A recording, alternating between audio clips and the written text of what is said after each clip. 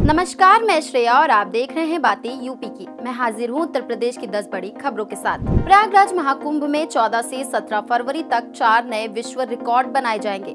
14 फरवरी को 15,000 सफाई कर्मचारी एक साथ घाटों की सफाई करेंगे, जो भारत का नया रिकॉर्ड होगा। 15 फरवरी को 300 से अधिक लोग संगम में सफाई करेंगे। 16 फरवरी को 1000 ई-रिक्शा चलाए जाएंगे और 17 फरवरी को गंगा पंडाल में 10,000 लोग हैंड प्रिंटिंग करेंगे।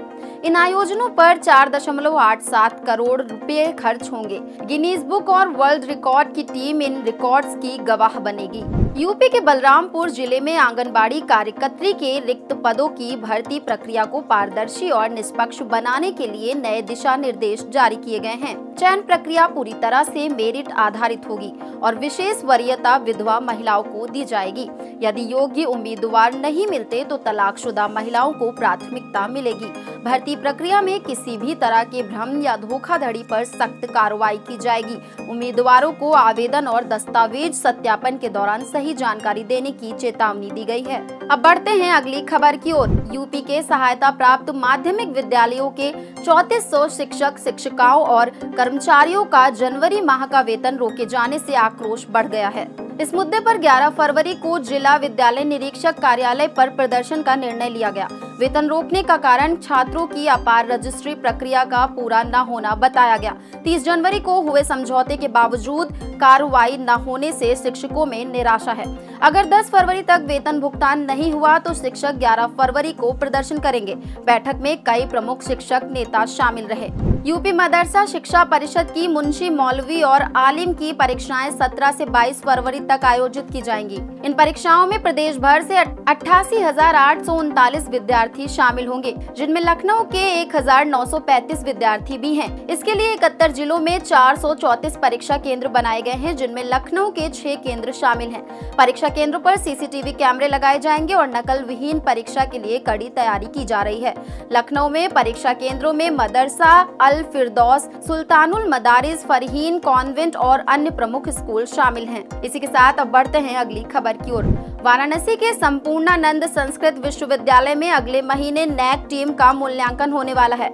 विश्वविद्यालय प्रशासन ए ग्रेड प्राप्त करने के लिए तैयारियों में जुटा है। नैक यानी national assessment and accreditation council की टीम विश्वविद्यालय में 2 से 3 दिन तक रहकर पठन पाठन, पांडुलिपियों, छात्रावास सुविधाओं और अन्य व्यवस्थाओं का निरीक्षण करेगी। पांडुलिपियों के संरक्षण और विश्वविद्यालय की साफ सफाई, पेंटिंग पर विशेष ध्यान दिया जा रहा है। नैक एक ऑटोनॉमस बॉडी है जो हायर एजुकेशन इंस्टीट्यूशंस को तय मापदंडों के आधार पर उनके प्रदर्शन का आकलन करने के बाद मान्यता देती है। उत्तर प्रदेश सरकार ने सभी परिषदीय विद्यालयों में टैबलेट की उपलब्धता बढ़ाने के लिए 51,000 से ज्यादा नए टैबलेट खरीदने के प्रस्ताव को मंजूरी दी है। इसके लिए 14.68 करोड़ रुपए का बजट आवंटित किया गया है, जिसे बेसिक शिक्षा विभाग वहन करेगा। अब तक 2.90 लाख टैबलेट वितरित किए जा चुके हैं, लेकिन कुछ स्कूलों में अभी भी निर्धारित संख्या में टैबलेट की कमी है।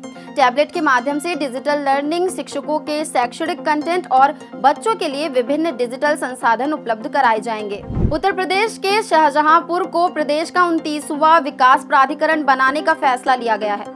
इस प्रस्ताव को कैबिनेट ने मंजूरी दे दी है, जिसमें शहर के अलावा 32 ग्राम पंचायतों को भी शामिल किया जाएगा। विकास प्राधिकरण के गठन के बाद शहर में सुनियोजित विकास होगा और अवैध निर्माण पर रोक लगेगी। नए प्राधिकरण क्षेत्र में शहर सहित कई प्रमुख गांव शामिल किए गए हैं। इस फैसले से शाहजहांपुर में भवन निर्माण और विकास के नियमों के तहत सख्ती से काम होगा, जिससे शहर का व्यवस्थित विकास सुनिश्चित होगा। अब बढ़ते हैं अगली खबर की ओर। लखनऊ के योजना भवन में सड़क सुरक्षा समीक्षा बैठक आयोजित की गई, जिसकी अध्यक्षता supreme court committee on road safety के जस्टिस अभय मनोहर ने की। बैठक में अपर मुख्य सचिव परिवहन, प्रमुख सचिव चिकित्सा, अपर पुलिस महानिदेशक समेत अन्य अधिकारियों ने भाग लिया। जस्टिस अभय मनोहर ने महाकुंभ में सड़क दुर्घटनाओं को रोकने के लिए परिवहन विभाग के प्रयासों की सराहना की और मुख्यमंत्री के निर्देशों पर जोर दिया। मुख्यमंत्री ने जनवरी में दिए निर्देशों के तहत सड़क दुर्घटनाओं में मृतकों की संख्या में 50% की कमी लाने का लक्ष्य रखा था। लखनऊ के मलिहाबाद, रहमान खेड़ा जंगल और आसपास के 20 गांवों में बाघ की दहशत फैली हुई है। पिछले 2 महीनों से बाघ ने 15 जानवरों का शिकार किया है और इलाके में 1 लाख से ज्यादा लोग घरों में कैद हो गए हैं। स्कूल कॉलेज बंद हैं, किसान खेतों में नहीं जा रहे और बागवानी प्रभावित हो रही है। वन विभाग ने ट्रैपिंग और कैमरे लगाए, लेकिन बाघ को पकड़ने में सफलता नहीं मिली। अधिकारियों का मानना है कि गर्मी के बाद बाघ अपने इलाके में लौट सकता है। अब चलते चलते एक नजर डाल लेते हैं उत्तर प्रदेश की मौसम की ओर।